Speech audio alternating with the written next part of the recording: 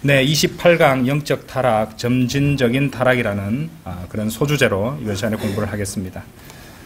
교재를 보셔도 아시겠지만은 이렇게 타락의 과정을 논할 때 성경 교사들이 자주 인용하는 인물이 있습니다. 바로 롯이죠. 예, 롯은 점진적으로 타락하는 이 그리스도인의 완벽한 그림이 되는 인물이라고 할 수 있습니다. 자, 많은 사람들이 롯이 저지른 일들을 얘기를 이제 들으면은요, 과연 이 사람이 구원받은 사람인가 이런 생각이 들 정도로 전혀 구원받은 그런 의인의 모습이 보이지 않습니다. 그런데 성경에서는 신약 성경에서 롯에 대한 평가를 기록해 두셨는데 베드로후서 2장 6절 한번 보시죠.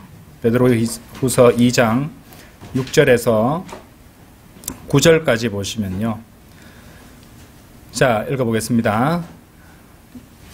또 소돔과 고모라의 도시들을 잿더미로 바꾸어 뒤집어 엎으심으로써 그들을 정죄하시고 이후에 불경건하게 살 자들에게 그들을 본보기로 삼으셨을진데 또 사악한 자들의 더러운 생활 방식으로 인하여 시달렸던 의로운 롯을 구출하셨을진데, 자, 여기도 보시면은 뭐라고 나옵니까? 의로운 롯이라고 기록하고 있습니다.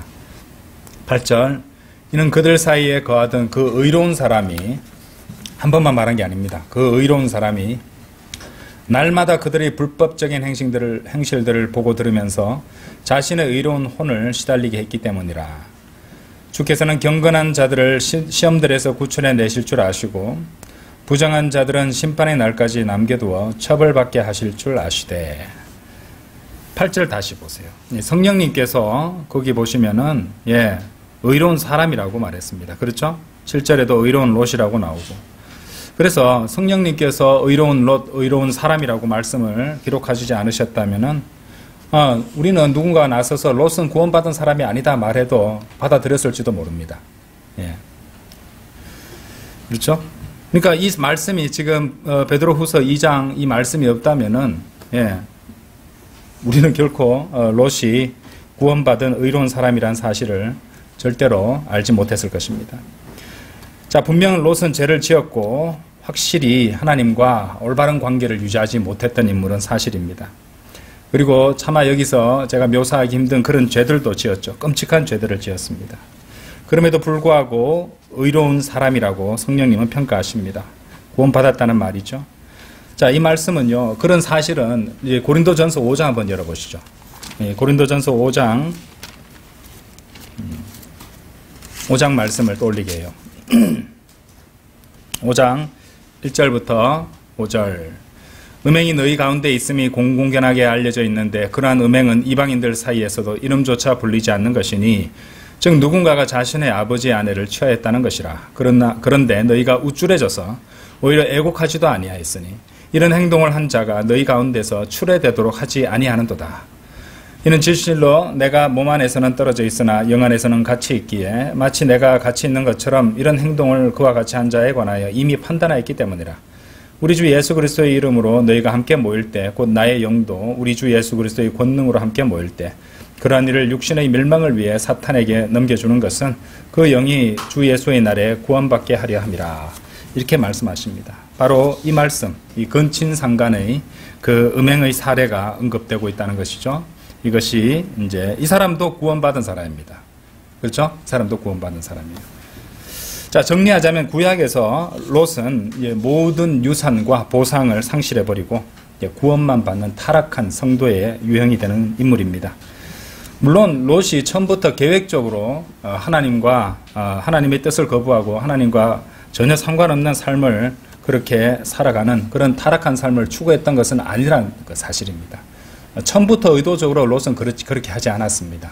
모든 것들이 자연스럽게 흘러가다 보니 결국에 그렇게 되어버렸던 것이거든요.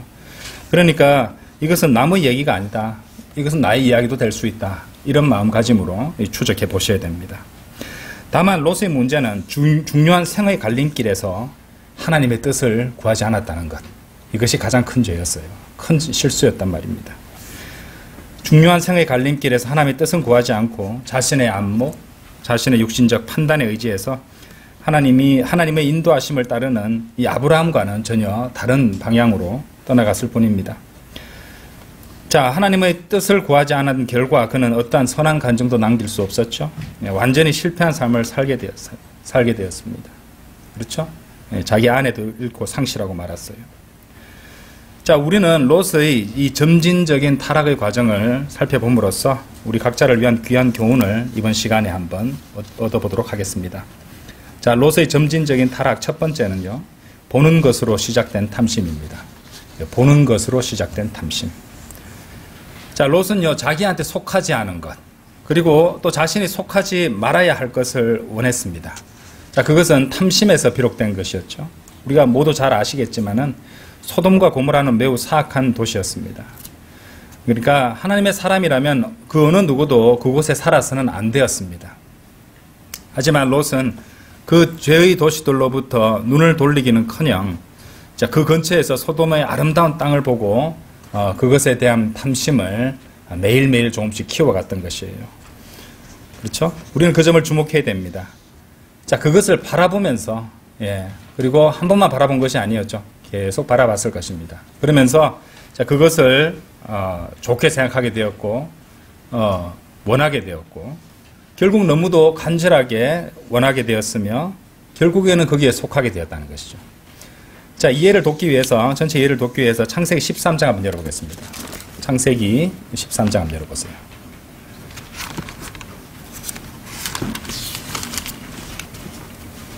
창세기 13장 7절에서 13절까지 보겠습니다. 그래야 아브라함의 가축들을 치는 목부들과 롯의 가축들을 치는 목부들 사이에 분쟁이 있었더라. 그리고 그때 가나안족과 프리즈족이 그 지역 가운데 거하였더라. 이에 아브라함이 롯에게 말하였더라. 내가 너에게 간구하노니 나와 너 사이에 그리고 나의 목부들과 너의 목부들 사이에 분쟁이 없게 하자. 이는 우리가 형제들이기 때문이라. 온 대지가 너희 앞에 있지 아니하냐? 내가 너에게 간구하노니 너는 나에게서 스스로 분리하라. 만일 네가 왼편을 취하겠다면 그때는 내가 오른편으로 가겠노라. 혹은 네가 오른편으로 떠나겠다면 그때는 내가 왼편으로 가겠노라. 그래야 롯이 자신의 두 눈을 들어, 눈이 나옵니다. 요르단의 온 평야를 바라보았더니, 평야를 바라봤어요. 평야를. 자, 키워드가 되는 단어들을 제가 조금씩 강조해 드리는 겁니다. 곳곳마다 물이 넉넉히 되어졌더라. 주께서 소돔과 고모라를 멸하시기 전이었기에 마치 주의 동산 같았고, 주의 동산 같은 거는 주의 동산이 아닙니다. 그죠? 네가 조알에서 갈 때 만나는 이집트 지역 같았더라. 그죠? 갑자기 잃는 사람을 갖다가 어떻게 다시 포함시키고 있죠, 말씀에. 그죠? 여러분 정신 번쩍 안 듭니까? 곧바로 롯 얘기하다가 너라고 말하잖아요, 갑자기. 잃는 사람한테. 네가 조알에서 갈 때 만난 이집트 지역 같았더라. 중요하겠죠, 이집트 지역이라는 말. 그때 롯이 자신을 위하여 요르단의 온 평야를 선택하였더라. 자, 자신을 위하여. 그렇죠? 요르단의 온 평야를 바라보았더라. 곳곳마다 물이 넉넉히 되어졌더라. 주께서 소돔과 고모라를 멸하시기 전이었기에, 그죠? 마치 주의 동산 같았고 네가 조알에 갈 때 만나는 이집트 지역 같았더라. 그때 11절입니다. 롯이 자신을 위하여 요르단의 온 평야를 선택하였더라. 그리하여 롯이 동쪽으로 여정을 떠났으며 그들이 서로 상대방에게서 스스로 분리하였더라. 아브라함은 가나안 지역 가운데 거하였고 롯은 그 평야에 있는 도시들 안에 거하며 소돔을 향하여 자신의 천막을 쳤더라. 소돔을 향해서 쳤네요. 그렇죠? 소돔을 향해서 쳤습니다. 그런데 13절 보세요. 역접의 접속사가 나옵니다. 그러나 뭔가 불길해졌어요. 그러나 소돔 사람들은 사악하였고 주 앞에서 극심한 죄인들이었더라. 이렇게 말씀하고 있습니다. 극심한 죄인들. 그죠? 아마 이 부분이 이 죄인이라는 말이 나오는 거의 첫 번째 부분이나 다름없는데 상당히 중요한 구절입니다. 목축과 관련된 목부들 사이에 분쟁이 있었습니다. 아브라함과 롯이 갈라서게 됩니다. 아브라함은 하나님을 신뢰했죠. 그분께 모든 것을 맡겼습니다. 하지만 롯은 자신에게 그러니까 자신의 육신의 그 두 눈으로 바라보고 있었어요. 성경 기록의 표현들을 갖다 살펴보면은 평야를 바라보았죠. 물도 넉넉히 되어졌고, 그 다음에 주의 동산 같기도 하였으며, 세상의 예표가 되는 이집트 지역과도 같았습니다. 자, 결국 그는 자신이 그곳을 선택해야 할 이유들을 하나하나 찾아 나가고 있었습니다. 예, 이미 마음에는 이미 기울어 버렸어요. 자, 그 다음에 사람이 어떻게 하냐면요, 내가 그것을 선택해야 할 이유들을 갖다가 계속 정당화시키기 위해서 찾습니다. 그렇죠? 그래서 그러면서 탐욕이 점점점 키워져 가고 있다는 것이죠. 여러분들 잘 아시겠지만 삼손의 타락도 육신의 눈으로 보는 것에서부터 시작되었다는 거 아실 것입니다. 사사기 16장 1절에 이런 말씀 나와요. 그때 삼손이 가자로 갔는데 거기서 한 창녀를 보고라고 나옵니다. 한 창녀를 보고 그녀에게로 들어갔더라. 그렇죠? 예. 창세기 아까 우리가 보셨던 13장 10절에서도 두 눈을 들어 요르단의 온 평야를 들어 올려 요르단의 온 평야를 바라보았더니 그래서 보는 얘기가 나왔었거든요. 그렇죠? 자, 그런 정욕, 탐심이 어떻게 성장하고 열매를 맺는지 한번 여러분들 잘 아실 겁니다. 야고보서 한번 열어보십시오. 야고보서. 자, 1장 15절입니다. 그렇다면 정욕이 잉태할 때 그것이 죄를 낳고 정욕이 죄를 낳습니다. 죄는 그것이 이루어졌을 때 사망을 낳는다고 되어 있습니다. 정욕, 죄, 사망으로 연결되는 이 과정들이 있다는 것입니다. 그렇죠? 결국엔 그냥 품었던 정욕의 죄, 마음에 품었던 것밖에 안 되는데 사망에까지 이르게 된다는 것입니다. 그래서 우리는 보는 것, 우리가 보는 것에서부터 이 성령님의 인도하심을 구하고 하나님께 명철을 구해야 되는 것이에요. 바른 분별력으로 선택을 할 수 있도록. 그때부터 구하고, 볼 때부터 늘 구하고 있어요. 우리는 매일매일 숨쉬는 순간마다 계속 구하고 있어야 돼요. 자, 그래서 그분과 같은 생각, 그분과 같은 선호, 그러니까 그분이 사랑하시고 좋아하시는 것을 우리가 사랑하고 좋아해야 되고, 그분이 정오하시는 것은 우리도 정오해야 됩니다. 자, 눈에서부터 그렇게 해야 된다는 것이에요. 자, 솔로몬의 아가 한번 열어보시죠. 솔로몬의 아가. 자, 수요 기도회 할 때도 잠시 말씀드렸지만은, 자, 1장 15절 한번 보세요.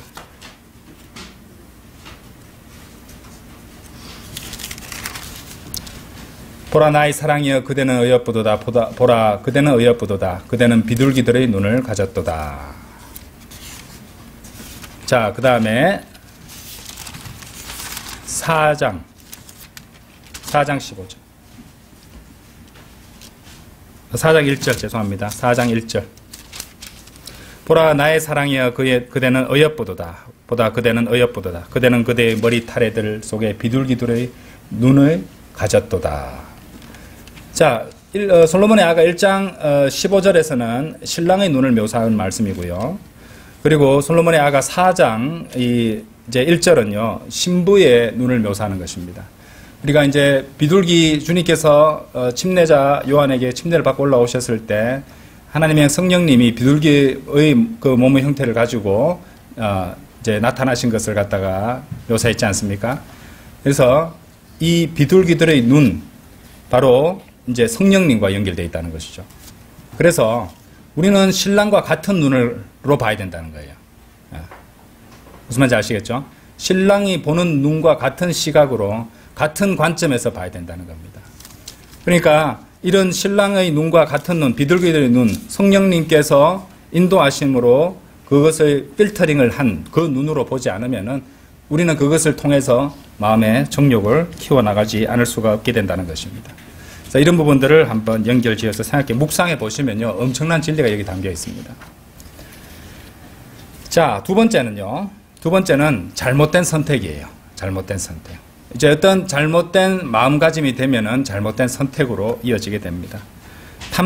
탐심을 갖다 키워가다가 이제 실행을 위한 선택을 하는 단계가 되는 것이에요. 롯은 그렇게 했습니다. 자, 우리가 이제 그렇게 해서는 안 되겠지만은 우리가 하나님을 대적하는 죄를 지을 수가 있습니다. 그때 그것은 결코 즉각적인 것이 아니에요. 갑자기 그렇게 되는 건 없습니다. 그러니까 먼저 그것을 탐냅니다. 그 다음에 그것을 실행할 잘못된 결정들을 갖다가 내리게 된다는 것이죠. 그래서 이 탐내는 그 마음가짐이 굉장히 중요한데 이게 우리 마음에 일단 들어오게 되면요 이 우리 육신은 그것에 따라가도록 하기 위해서 계속해서 이렇게 정당화시키는 근거들을 우리 육신은 찾게 돼요. 예. 여러분들 우리 이제 세상 사람들 많이 하는 말 중에 답정너라는 말 들어보셨죠? 이 심리적으로도 심리학적으로도 그래요. 마음의 어떤 결정은 이미 내린답니다. 마음 욕망에 근거해가지고. 그래서 오래오래 생각하는 것 같지만요, 그 마음이 잘 안 바뀐대요. 실제로는 이제 내가 이 답을 이제 이것을 선택하는데 양심의 가책이 생기니까 이제 그 양심을 무뎌지게 하고 익숙하게 만들기 위해서 그런 과정을 거치게 되는 거지만 이미 결정한 대로 잘못된 그 결정이 마음속에 들어와 버리면요, 그것을 계속 품고 있으면서 적당한 때가 되면 그대로 드러나 버린다는 겁니다. 행동으로. 예, 그것을 생각해 보시면 됩니다. 그러니까 야고보서 1장 15절에 나오는 순서와 일치하죠. 이미 씨가 다 뿌려진 거예요. 그죠? 정욕이 잉태할 때 그것이 죄를 낳고, 예, 그렇죠? 죄는 그것이 이루어졌을 때 사망을 낳느니라. 그 씨가 있단 말이에요. 우리 말씀의 씨앗도 우리한테 마음판에 새겨지면은 열매를 맺잖아요. 그죠? 죄도 그렇습니다. 죄도. 이제 그것이 정욕과 탐심으로부터 시작된다는 것입니다. 자, 창세기 13장 11절에서 무슨 말이라고 했냐면 아까 읽어보셨잖아요. 그때 롯이 자신을 위하여 요르단의 온 평야를 선택하였더라. 그리하여 롯이 동쪽으로 여정을 떠났으며 그들이 서로 상대방에서 스스로 분리하였더라. 이렇게 말씀하십니다. 롯은 앞에서 설명드렸듯이 바라보는 것으로 탐심을 키워갔습니다.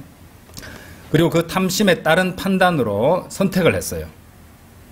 그런데 창세기 13장 11절에 자신을 위하여라는 말을 했다는 겁니다. 성령님께서 기록하셨다는 것이요. 자신을 위하여. 그러니까 하나님을 위해서 하지 않았습니다. 예, 자신을 위하여라고 명시적으로 기록이 되어 있다는 것이죠. 그래서 롯은 하나님의 뜻과 그분의 영광을 위하기보다는 자신을 위하여 요르단의 평야를 선택했던 것입니다. 그래서 성령님께서 자신을 위하여라는 이 말씀을 갖다가 의도적으로 저는 기록해 두셨다고 생각합니다. 문제가 뭔지를 갖다가 보여주시는 거거든요. 어떤 선택을 내릴 때 누구를 위해서 내리는 것인가? 우리 그리스도인은 세상의 죄인들과는 다르잖아요. 그죠? 어떤 결정을 내리고 계획을 세우든 간에 자신을 위해서 내리는 것이 아니라 하나님의 뜻을 생각하고 그분의 영광을 위해서 계획하고 선택해야 된다는 교훈이 담겨 있다는 것입니다. 자, 창세기 13장 펼쳐놓고 좀 보겠습니다. 창세기 13장 다시 한번 열어보십시오. 창세기 13장 다시 한번 열어보세요.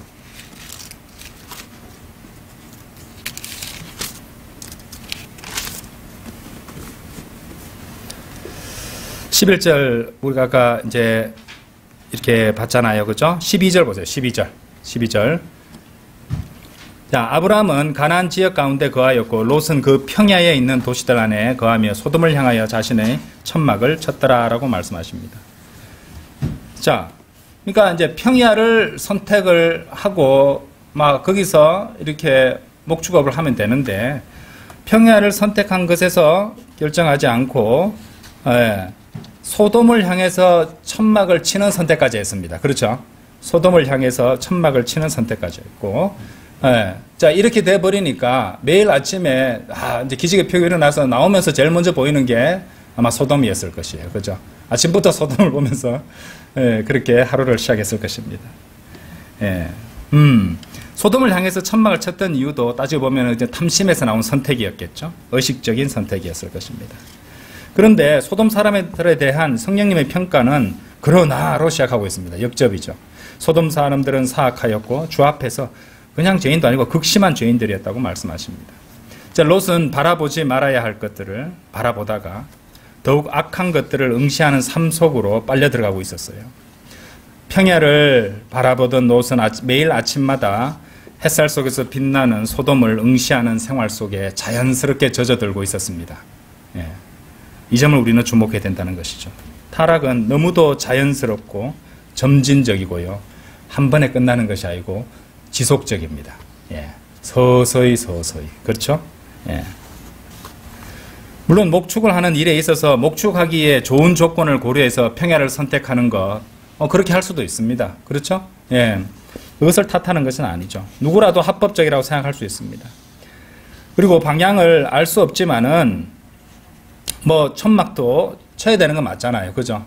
그런데 소돔을 향하든 이집트를 향하든 천막을 쳤는데, 예, 어쨌든 소돔이 그 앞에 있었다고 해서 당장 그것이 또 뭐 확실하고 또 아주 끔찍한 죄가 되는 건 아니에요. 예, 당장 거기까지는 뭐 할 수 있는 거 아닙니까? 평야를 목축업을 하는데 평야가 있어야지, 물도 넉넉하게 있어야 되고 초장도 있어야 되고 필요한 일이야.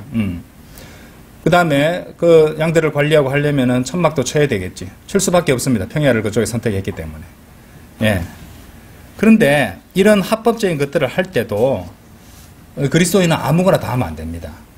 이제 이 성령님께서는 성경 기록에 아주 중대한 구절, 두 구절을 갖다가 그것도 고린도전서에 기록해 주셨어요. 자, 두 군데 찾아보겠습니다. 먼저 고린도전서 6장 12절 한번 들어보세요. 자, 성운을 끼워 넣으시고 여기서 오늘 굉장히 중요한 것들을 찾겠습니다. 집중을 하셔서 보시도록 하겠습니다.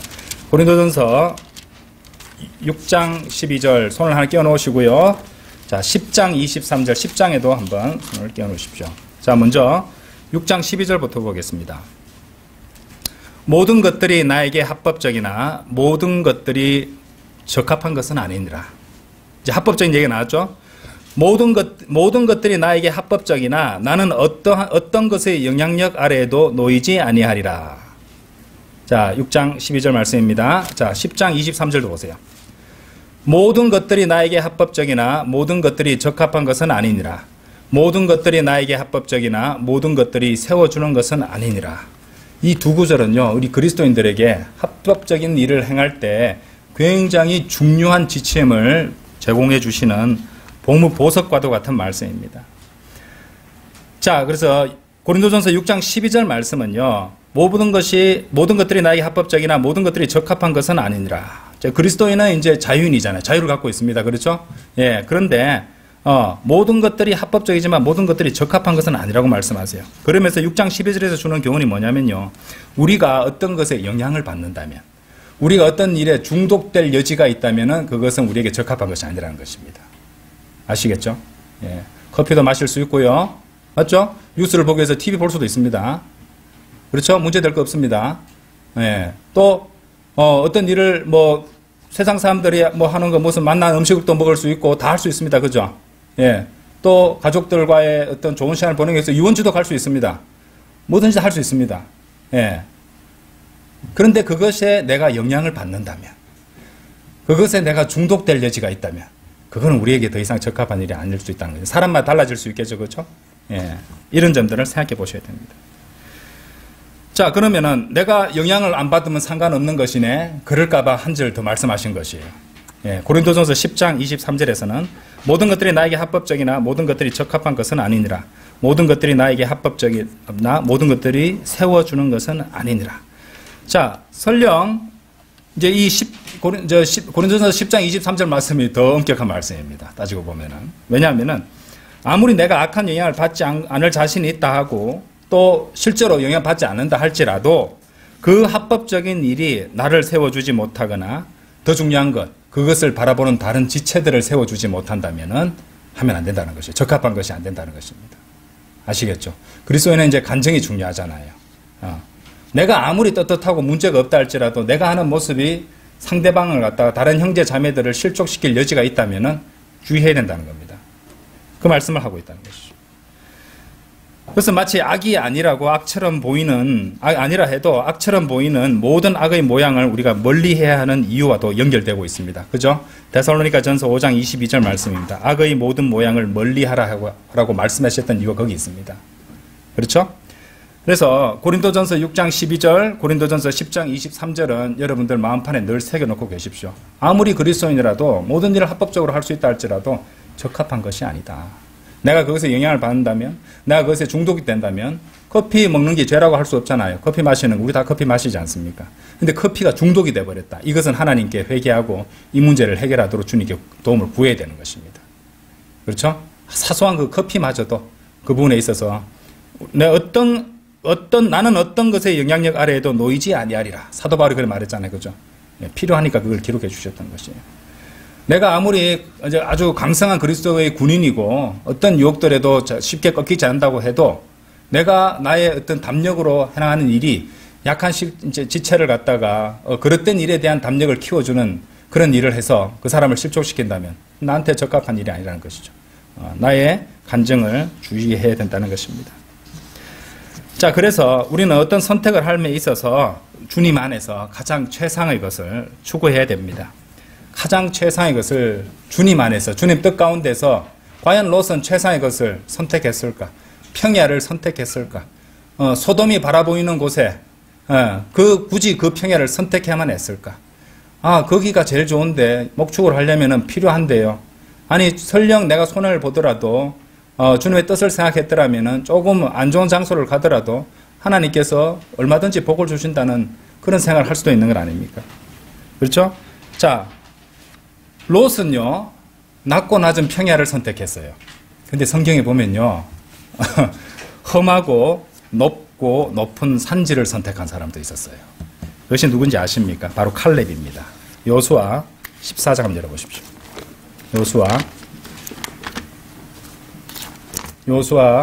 여호수아기 14장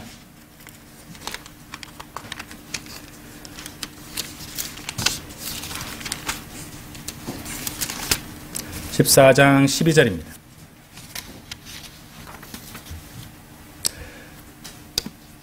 13절까지 볼게요. 그러므로 이제 주께서 그날에 이야기하신 이 산을 저에게 주소서. 이는 당신께서 그날 어떻게 아낙 족속들이 거기에 있었는지와 도시들이 거대하고 방비가 강화되어 있었다는 것을 들으셨기 때문입니다. 자 보세요. 만일 주께서 이처럼 저와 함께 계신다면 어렵다는 것을 알고 있는 거예요. 힘들다는 것을 알고 있습니다. 그렇죠? 근데 여기 믿음의 선택을 하고 있잖아요. 만일 주께서 이처럼 저와 함께 계신다면. 그렇죠? 예, 이 사람은 그간의 주님과의 동행을 통해서 배워서 알고 있었어요. 다윗처럼. 네. 다윗도 이 골리앗 앞에 나서기까지 주님께서 훈련을 시키셨고, 그래서 그 사람한테 이 강한 믿음의 훈련을 충분히 시키셨던 것이에요. 이 사람도 마찬가지예요. 이처럼 저와 함께 계신다면, 그때 저는 주께서 말씀하신 대로, 이제 말씀이 나오겠습니다. 말씀하신 대로 그들을 내쫓을 수 있으리이다. 그러자 여호수아가 그를 축복하였고 여푼네 아들 칼렙에게 헤브론을 유산으로 주었더라. 자, 칼렙은 훌륭한 믿음의 용사였습니다. 롯은 아래에 있는 것에 마음을 두고 있었어요. 평야. 그렇죠. 롯은 평야. 아래에 있는 것을 마음을 둔 롯과는 달리 위에 있는 것들에 마음을 두고 여호수아에게 산을 구했던 것입니다. 그리고 그곳에 거인족들이 있었다는 것을 알면서도 끝까지 죄와 싸우고 유산과 보상을 얻기 위한 믿음의 훌륭한 싸움을 싸울 것을 주님 안에서 선택을 했습니다. 그런 그에게 예수 그리스도의 예표가 되는 여호수아는요, 헤브론을 유산으로 주었습니다. 헤브론, 그 도시의 이름에 담긴 뜻이 뭐냐면요, 교감 또는 신실함이라는 뜻입니다. 교감과 신실함. 그리스도인의 교훈이 분명하죠. 만일 그리스도의 왕국에서 유산을 받고자 한다면, 보상을 받고자 한다면 신실하게 섬겨야 된다는 것입니다. 그렇죠? 그리고 그리스도의 삶에서 신실하게 섬기는 방법은 바로 주님의 말씀을 통해 주님과 교감을 나눠야 한다는 것입니다. 그런데 이런 보상을 얻을 수 있기 위해서 이 칼렙의 선택이 주요했습니다. 그렇죠? 맞죠? 칼렙이 선택을 했고 그렇게 믿음을 행사했고 또 주님과 동행해서 끝까지 싸웠기 때문에 그러한 보상을 받을 수 있었다는 것이죠. 그렇죠? 자, 이 전체에 담긴 그리스도인을 위한 교훈은 아주 분명합니다. 만일 그리스도의 왕국에서 유산을 받고자 한다면 신실하게 섬겨야 된다는 것이죠. 예. 그리고 매 순간 바른 선택을 해야 된다는 것이에요. 매 순간 바른 선택을 해야 한다. 자, 그리스도의 삶에서 신실하게 섬기는 방법은 뭐였습니까? 여기 뭐라고 되어 있습니까? 아까 여호수아기 14장 12절에서 주께서 말씀하신 대로, 그죠? 주께서 말씀하신 대로 그들을 내쫓을 수 있으리이다. 하나님의 말씀이죠, 말씀. 그렇죠? 주님의 말씀을 통해서 주님과 교감을 지속적으로 나누면서 싸워야 된다는 것이죠. 요한복음 15장 1절부터 7절까지에는 이 참포도나무의 비유가 나옵니다. 그렇죠? 예, 찾아보지는 않겠습니다만은 여기도 이 말씀도 이 주제는 교제의 중요성을 말하고 있다는 것입니다. 열매 맺음과 관련해서 교감이죠. 그렇죠? 예, 이런 것들을 강조하는 말씀입니다. 자, 여러분 생각해 보세요. 이제 여러분들이 좋은 어떤 유산과 보상을 받을 조건이 되어 있습니다. 예? 이제 바른 하나님의 말씀, 순수한 말씀인 표준 킹제임스 성경을 여러분들이 손에 쥐어 주셨습니다. 그렇죠? 그리고 우리 진리의 지식도 있습니다. 얼마든지 성장할 수 있는 모든 여건을 허락하여 주셨습니다. 그렇죠? 또 여러분이 원하면은 얼마든지 주님과 교제를 나눌 수도 있습니다. 그리고 주님의 뜻 가운데서 여러분들은 최선을 다해 싸울 수도 있습니다. 자, 하나님은 신실하시다는 걸 알죠? 문제는 항상 우리가 문제입니다. 그렇죠? 네, 우리가 문제라는 것이죠. 그래서 항상 바른 선택을 하고 주님의 뜻 가운데서 선택을 해야 되고 주님과 말씀을 통해서 또 온전한 교감을 나누고 있어야 된다는 것이죠. 그렇죠? 그래서 항상 주님 안에서 주님 뜻 가운데서 선택을 하고 계획을 하고 신실하게 섬기는 겁니다. 자, 그것이 바른 선택입니다. 복잡한 거 없습니다. 그리스도의 삶은요, 복잡한 게 없습니다. 예, 죄악과 탐심과 정욕과 세상과 마귀가 복잡하게 만들어요. 알고 보면 굉장히 단순합니다. 예. 자, 세 번째입니다. 세 번째는 타협이에요. 타협. 롯은 즉각적이고 전면적으로 죄를 지은 것이 아니었습니다. 네. 맞죠? 처음부터 흉악한 죄를 짓지 않았습니다. 그는 부분적인 죄를 지었어요. 예. 넌지시 짓는 죄를 지었단 말입니다. 그러니까 죄의 경계선에 이렇게 어슬렁거리고 있었던 것이에요. 롯은 소돔의 사악한 도시 안에서 사는 것에서부터 출발하지 않았습니다. 소돔을 바라보며 사는 곳에 소돔 가까이에 있었어요. 그렇죠? 극심한 죄인들이 사는 그 영역 가까이에 있었어요. 안에 들어가지 않았습니다. 처음에는. 그렇죠? 가까이 살고 있었고 그것을 응시하고 바라보고 있었습니다. 예. 어떤 계기만 생긴다면 곧바로 소돔에 거주할 만한 그런 상황 속에 자신을 두고 있었던 것이죠. 그렇죠? 나는 괜찮다. 언제라도 바로 잡을 수 있어. 이렇게 하면서 이 죄악의 경계선에서 고개 비행하듯이 외줄타기 하듯이 그렇게 대담한 그런 성도들이 있죠. 그런 그리스도인들이 있습니다. 이 사람들의 특징이 뭔지 아십니까? 마귀가 있다는 걸 생각 안 해요. 다른 변수 하나가 더 있다는 것은 내가 아무리 잘 조종해서 뭐 적당하게 해서 아슬아슬해도 다 고개 비행하듯이 다 빠져나갈 수 있어. 쓰러지지 않을 수 있어 라고 했는데 옆에 와서 툭 쳐버리는 마귀의 존재를 생각하지 않는 것입니다. 그렇죠? 예. 자, 우리는 성령님을 항상 이제 하나님을 늘 생각하고 성령님의 임재하심도 항상 우리는 생각을 합니다. 사실 그만큼 마귀가 있다는 것도 생각하셔야 돼요. 예. 마귀는 잘 생각 안 하잖아요. 그죠? 예. 그리고 항상 어떤 것을 보면요. 자기 자신을 빼고 생각할 때 많습니다. 자신의 육신이라는 변수를 또 생각을 하셔야 돼요. 예. 이런 것들이 굉장히 중요합니다. 자, 다 같이 에베소서 4장 22절 한번 열어보십시오. 에베소서 4장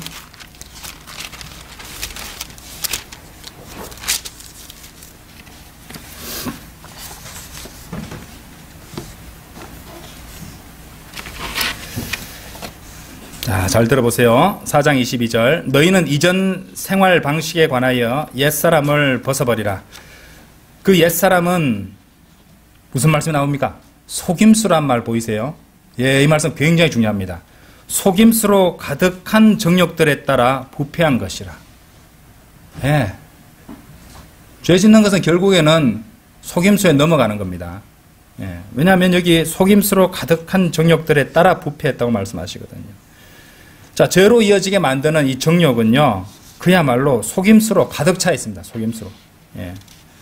그리고 우리의 옛사람, 곧 육신은 그 속임수에 당장이라도 넘어갈 준비가 늘 되어 있습니다. 예. 그렇죠?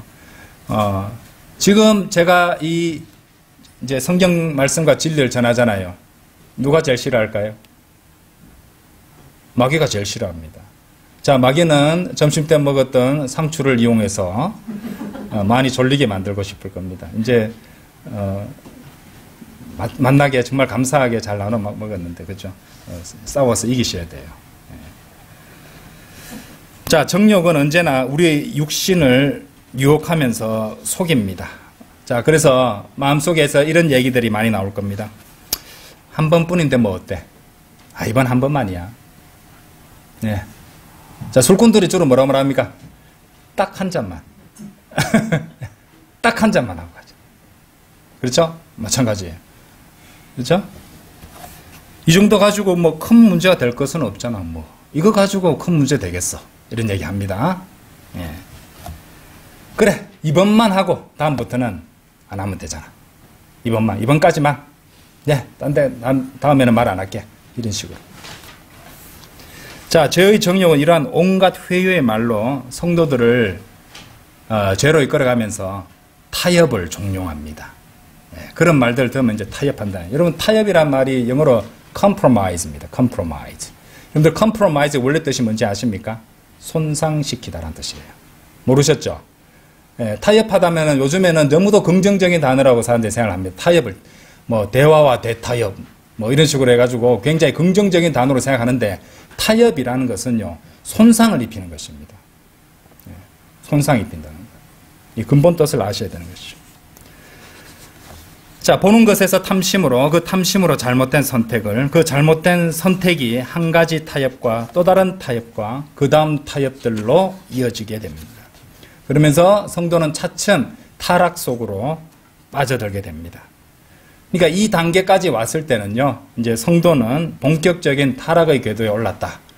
이제 뭐가 나왔습니까? 가속도가 이제 붙는 그런 과정으로 이어질 수밖에 없죠. 예, 나락으로 떨어지는 겁니다. 예. 무섭죠? 지금까지도 여러분들 이제 우리가 살펴보고 있지만은 어때요? 자연스럽죠? 예, 다 연결됩니다. 꼬리에 꼬리를 물듯이 다 연결되고 있습니다. 따로따로가 없습니다. 어느새 여기까지 왔습니다. 자, 네 번째는 뭐냐면요, 포획됨입니다. 포획됨. 포획되어 버린다는 것이죠. 포로로 잡힌다는 것입니다. 이제 롯의 점진적인 타락은요, 적들에게 포로로 잡히면서 완전히 공식화되어 버립니다. 자, 창세기 14장 한번 열어보십시오. 창세기 14장. 창세기 14장. 11절, 12절. 그래야 그들이 소돔과 고모라의 모든 재화들과 그들의 모든 먹거리들을 빼앗은 후에 자신들의 길을 갔더라. 그리고 그들이 소돔에 거하였던 아브라함의 조카 롯과 그의 재화들도 빼앗은 후에 떠났더라. 예. 롯만 잡혀간 게 아니고 재화들까지 다, 그렇게 아끼고 즐기고 좋아하고 했던 재화들도 다 빼앗아가 버리네요. 그렇죠? 예. 보셨죠? 이것이 바로 죄가 궁극적으로 우리에게 하는 일입니다. 우리는 조금씩, 아주 조금씩 죄를 짓는다고 생각하지만, 죄는 이렇게 갑작스럽게, 롯이 이렇게 쳐들어와서 자신이 잡혀가리라고 예상했을까요? 갑작스러운 일입니다. 이런 일은. 그렇죠? 그런데 이렇게 갑작스럽게 우리 각자의 전부를 사로잡아 가버릴 수 있다는 것이죠. 타락이 점진적이듯이 죄가 우리를 포획하는 단계도 마찬가지로 설명할 수 있습니다. 왜냐하면 지금 여기서는 롯이 포로로 잡혀갔지만은 그 앞에 계속해서 죄악에 물들고 있었거든요. 네. 이제 이거는 이제 물리적으로 잡혀간 부분이지만은 그 앞서부터 계속 뭐가 생겼습니까? 영적인 포획됨이 이어지고 있었던 것이에요. 무슨 말인지 아시겠습니까? 죄의 손가락을 내주면요, 죄는 어떻게 하는지 아십니까? 우리 손을 잡아버립니다. 자, 손을 잡은 다음엔요, 그 다음에 팔을 잡아버리고, 결국에는 우리의 상반신도 잡아버리고 완전히 우리를 잡아서 포박하고 만다는 것입니다. 죄는 어떤 속성을 가지고 있냐면요, 쉽게 우리를 에워싸버립니다. 쉽다고 말씀하셨어요. 자, 히브리서 12장 한번 열어보십시오. 히브리서 12장.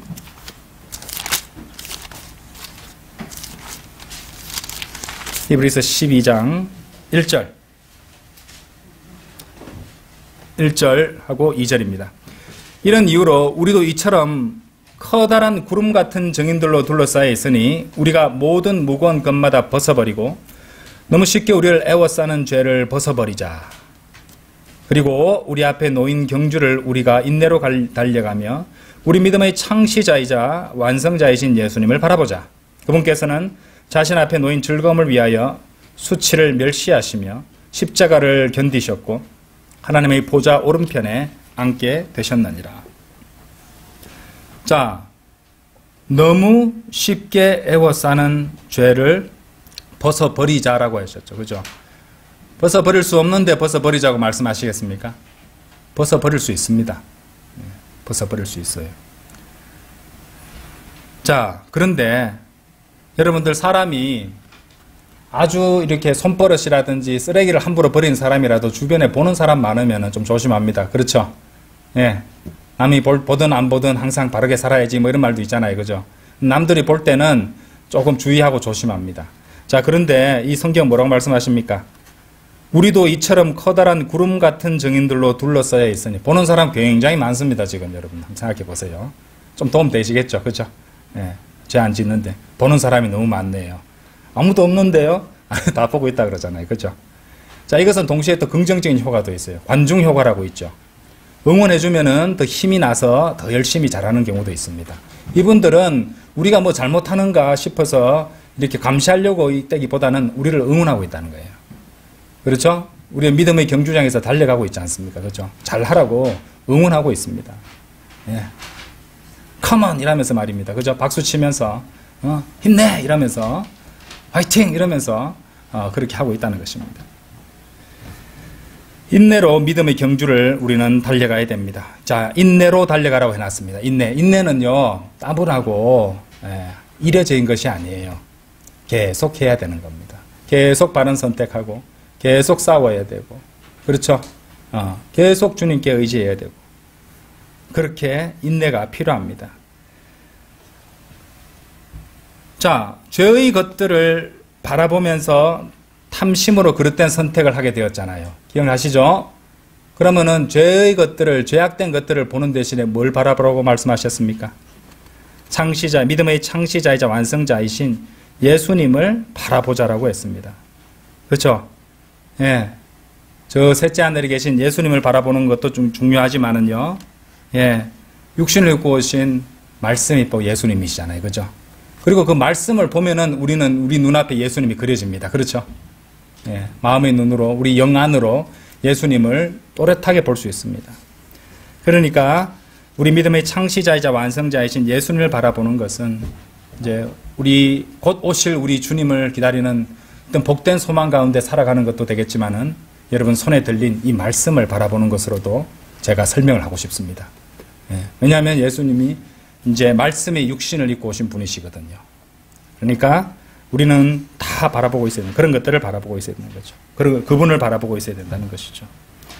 그래서 죄의 것들을 바라보면서 탐심으로 그릇된 선택을 하기보다 눈을 돌려서 우리 믿음의 창시자이자 완성자이신 우리 주 예수 그리스도, 오실 예수님과 말씀이신 예수님, 여러분 손에 들고 있는 이 표준 킹제임스 성경 이 말씀들을 계속 바라보시라는 겁니다. 아시겠어요? 그것이 지키는 방법입니다. 눈이 다른 데로 돌아가는 순간 또 우리는 그쪽에 작용하기, 우리 육신이 아직 구속받지 않았기 때문에 뭔가 우리의 죄악을 갖다 불러일으킨 것을 바라보고 있으면요, 계속 정이 가게 될 겁니다. 그죠? 예. 그렇죠? 예. 오래 보아야 아름답다. 그런 시 있대요. 오래 보면 그래 됩니다. 다 죄악이 아름다워 보입니다. 그렇죠? 죄악이라 싶으면은, 재빨리 눈을 돌려버려야 돼요. 어른 의식적으로 훈련을 하셔야 됩니다. 아시겠죠? 자, 다섯 번째는요, 세속성. 세속성이라는 한 단어로 설명할 수 있는데, 이제는 죄악된 세상을 사랑하게 되어버립니다. 죄악된 세상을 사랑하게 되는 것입니다. 죄악된 세상을 사랑하게. 이미 이런 것들이 다 이제 완전히 롯에게는 이제 다시 포로로 잡혀갔다 돌아왔음에도 불구하고 정신을 못 차렸어요. 그죠? 정신을 못 차렸고 결국엔 이런 상태가 됐다는 것입니다. 어떻게 됐냐? 롯은요, 어느새 사회 참여와 사회 발전에 헌신하는 모범 소돔 시민이 되어 있었습니다. 그 점 굉장히 중요합니다.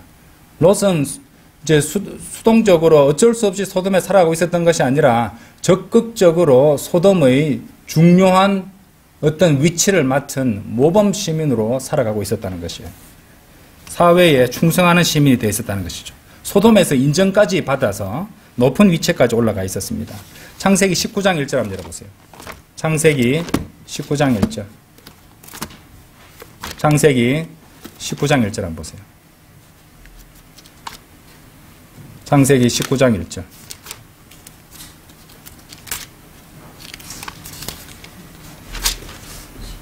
자, 그러고 나서 저녁에 두 천사가 소돔에 이르렀더라. 그리고 롯은 어디 있었습니까? 소돔의 성문 안에 앉아 있었더라. 그러다가 롯이 그들을 보고는 그들을 맞이하려고 일어났으니 그가 자신의 몸을 숙여 자기 얼굴이 땅바닥을 향하도록 절하였더라. 자, 롯은 어느새 그 소돔 안에서 살면서 소돔 안에서 아주 중요한 지위에까지 올라 있었어요. 중요한 일자리를 맡고 있었습니다. 이제 거기 룻기를 보시면 아시겠지만 이 성문은요 주요 재판이나 송사 같은 걸 정리하는 그런 중요한 위치가 되었거든요. 일종의 법원 같은 역할을 하는 그런 장소였는데 거기 안에 앉아 있었다고 말하고 있습니다. 그러니까 이제 어떤 재판 관련 그런 일을 하는 중요한 일자리를 갖고 있었습니다. 성문 안에 앉아 있었거든요. 그러니까 이제 거기 롯은요 어느새 도시인이 되어버렸고 죄 많은 세상과 자신의 일을 사랑하고 있었던 것이에요. 자, 그런 점은 어디에 드러나고 있냐면요. 소돔이 불로 심판받을 것이라는 경고를 받았음에도 불구하고 그러면 즉각 이렇게 짐 싸서 달려나와야 되는 거 아닙니까? 그죠? 예. 이제 곧 있으면은 이렇게 막 불과 유황이 비처럼 떨어져 내릴 것인데 목숨 부지하기 힘들어질 것인데 당장이라도 탈출을 해야 되는데 16절 한번 보세요. 16절. 19장 16절. 19장 16절. 자, 천사들이 앞에서 15절에서 롯을 재촉했습니다. 예? 일어나 네가 15절부터 볼게요. 이 도시의 죄악 속에서 소멸되지 않도록 너희 아내와 여기 있는 너희 두 딸을 데려가라 하였더라. 이제 아주 엄중한 경고를 주고 있습니다. 근데 16절에서 롯의 반응을 한번 보세요. 그러다가 그가 망설이는 사이. 아니, 이 상황에서 망설이고 있습니다. 당장 가도 시원찮을 판에 망설이고 있다니까요. 가야 되나? 그럼 내가 누리고 있는 걸 다 포기해야 되는데, 내가 사랑하는 것들을 다 버려야 되는데, 망설이게 됐다, 이 말이죠. 그렇죠?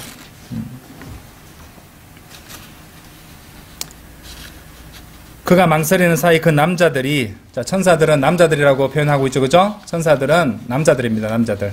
그렇죠? 날개 막 달리고 그런 거 아니고요. 설명 다 했습니다. 이것들은 옛날에. 그의 손과 그의 아내의 손과 그의 두 딸의 손을 잡았더라. 그렇죠? 주께서 그에게 뭐라고요? 자비로우셨더라. 그리하여 그들이 그를 데리고 나가서 도시 바깥에 그를 두었더라. 억지로 끌고 나가도록 손을 잡아서 이끌어 나가야 될 정도였습니다. 자발적으로 먼저 앞서서 달려나가는 것이 아니라 손을 잡고 끌고 갔어야만 했다 이 말입니다. 자비로우셨죠? 그죠? 자비로운 거죠. 자비로우신 겁니다. 자, 여섯 번째, 무력함입니다. 무력함.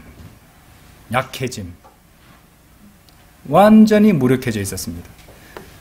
자, 소돔의 남자들이었죠. 특히 소돔의 남자들이 남자들의 모습으로 나타난 두 천사들을 강간하려고 했습니다. 근데 롯은 그것을 이제 원치 않았죠. 당연합니다. 그런데 롯이 하는 말이 이상합니다. 자신의 친구들에게 내 딸들을 줄 테니 너희가 내 딸들을 강간하지 않겠느냐 이렇게 말하고 있는 것이에요. 도대체 딸을 둔 아버지 누가 그런 말을 하겠습니까? 저는 딸이 없어도 제가 그런 말을 이제 절대로 안 할 거라는 걸 내가 헤아릴 수 있겠는데 이게 보시면 판단력이 완전히 상실해 버렸잖아요.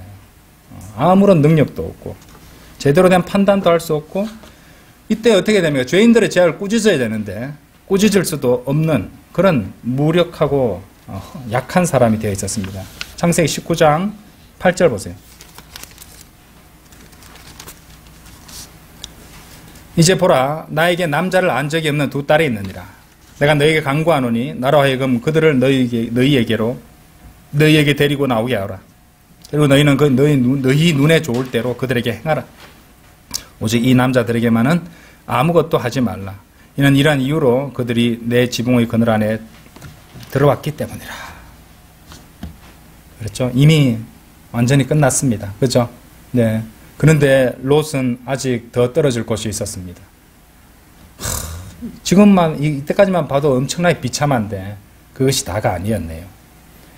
7번째로 롯의 완전한 몰락입니다. 롯의 삶은 완전히 무너졌습니다. 자, 롯이 구약 성경에 이제 나오는 부분은요, 창세기 19장이 끝입니다. 이 뒤로는 아무것도 없고요. 아까 보셨던 신야에 가서야만 롯에 대한 평가가 나오는 것이지, 구약에서 롯은 그렇게 끝나버립니다. 성경 기록을 통해서, 구약 성경 기록을 통해서 마지막으로 롯에 대해서 확인하게 되는 바는요, 그가 술에 취해 딸들과 동침을 했다는 겁니다. 예. 그렇죠? 술은 그처럼 벌거벗음과 음행과 연결되어 있습니다. 영적으로도 이 술이, 이 마지막 때에 술이 대중화되고 사람들이 많이 사랑하고 다양한 형태의 음주 문화가 퍼져나오고 있는 것도 저는 우연이 아니라고 생각합니다. 예. 그렇죠? 예. 혼합된 술을 갖다가 또 이제 이 창녀가 해서 그걸로 세상의 왕들이 취하게 만든다고 하잖아요. 그렇죠? 영적으로도 그렇고. 그러니까 당연히 이제 실제적으로 물리적으로도 이 세상은 마지막 때에 그렇게 음주는 모든 사람들에게 보편적이고 자연스러우며 굉장히 각광받는 그런 것이 된다는 것은, 그리고 그것이야말로 이 세상이 거의 마지막에 다 됐다는 것을 또 보여주는 부분이기도 한 것 같습니다.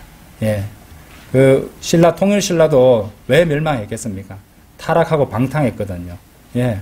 만나게 술을 마시기 위한 여러 가지 게임들도 있었고, 술잔을 띄워서 이렇게 돌아가면서 그걸 오는 거 한 잔씩 먹고 하는, 그러다가 타락하잖아요. 그죠? 완전히 그 무너지고 말잖아요. 그죠? 이 세상도 거의 끝이 다 됐다는 것입니다. 술에 취해서 롯은 딸들과 동침하고, 근친상간입니다. 그렇죠? 예. 그 딸들을 통해서 아들들까지 낳게 되었습니다. 창세기 19장 33절에서 38절까지 한번 읽어보겠습니다. 창세기 19장 33절에서 38절. 오늘 오전에 목사님께서 술에 대해서 설교를 하셨는데 오후의 공부도 협의한 바가 없는데 연결이 좀 됩니다. 그렇죠? 하나님께 감사드립니다. 33절에 38절까지 보겠습니다. 그래 그날 밤 그들의 아버지로 하여금 포도주를 마시게 하였더라. 그런 다음에 마지가 들어가서 그녀의 아버지와 동침하였더라. 그런데 그녀가 언제 누웠는지도 그녀가 언제 일어났는지도 알아차리지 못하였더라. 예. 그러니까 술을 주는 걸 갖다가 넙죽넙죽 마시면서, 그죠? 완전 고주망, 정신을 잃을 정도로, 그 정도로 마셨다는 것이잖아요. 그리고 이튿날에 이러한 일이 있었으니 마지가 동생에게 말하기를, 보라, 어젯밤에는 내가 나의 아버지와 동침하였도다. 우리가 오늘 밤에도 그로 하여금 포도주를 마시게 하자.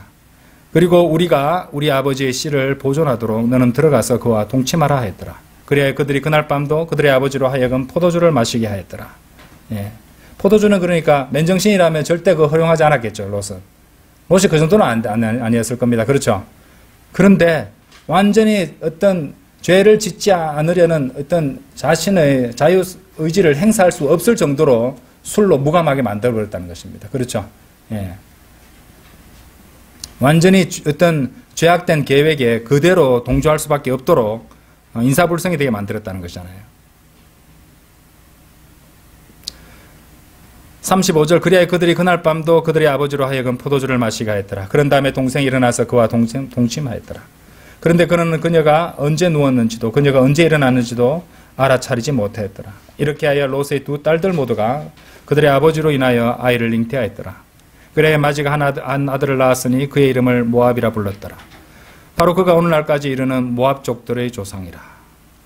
그렇죠? 그리고 동생인 그녀 역시 한 아들을 낳았으니 그의 이름을 베남미라 불렀더라. 바로 그가 오늘날까지 이르는 암몬의 후손들의 조상이라. 그 때문에 그것으로 인해서 이스라엘 민족이 얼마나 또 고생을 합니까? 비참한 결말이 아닐 수 없습니다. 그렇죠? 이것이 롯에 대한 구약의 성경 기록의 기록 끝입니다. 이렇게 해서 다시 회복할 수 없도록 그렇게 돼버렸는데, 예, 너무도 안타까운 그런 사실이 아닐 수 없습니다. 그럼에도 불구하고 베드로후서 2장 7절에서는 의로운 롯이라고 말하고 있습니다. 자, 이제 보셨죠? 타락은 점진적이고 단계적이고 지속적입니다. 롯은요, 완전한 몰락에 이르기 전에 그 어느 단계에서든지 그때 그 즉시 돌이켜 회개하고 그만둬야만 했습니다. 근데 갈수록 깊이 빠져들어가기 때문에, 예, 그게 진행되면 진행될수록 빠져나오기가 어렵습니다. 늪에 빠져들어가는 것처럼. 예. 그렇죠? 그래서 작을 때부터, 보는 것에서부터 주의를 하는 것이 현명한 것입니다. 그리고 설령 빠져들었다 할지라도 그 어느 단계에서든지 돌이켜 회개하고 죄와 단결해야 됩니다. 우리 교재에 보시면은 잠언 28장 13절을 제가 기록해놨죠. 자기 죄들을 감추는 자는 번성하지 못하리라. 그러나 죄들을 자백하고 버리는 자는 죄들로부터 돌이키는 겁니다. 완전히. 그렇죠? 예. 뒷걸음질 쳐서 미끄러지지 말고 약 물고, 그렇죠? 예. 돌이켜야 된답니다. 죄들을 자백하고 버리면 됩니다. 그러면 뭐를 얻는다고요? 누구나 자비를 얻으리라. 천사들이라도 끌고 와서 잡고 끄집어 도와주신다는 겁니다. 자비를 얻는 부분입니다. 아시겠죠? 그래서 오늘 공부하신 이 롯의 점진적인 타락의 이 단계들을 한번 다시 쭉 한번 살펴보시고, 이것이 나의 이야기가 될 수 있다. 그렇죠? 우리가 따지고 보면 소돔 속에 살고 있잖아요. 안 그래요? 여러분들, 우리를 위해서 기록해 주신 말씀 아닙니까? 나는 롯 같은 정도는 아니야. 롯이 될 수도 있습니다. 그렇죠? 우리 모두 그렇습니다. 그러니까 명심하시기 바랍니다. 다 같이 기도드리겠습니다.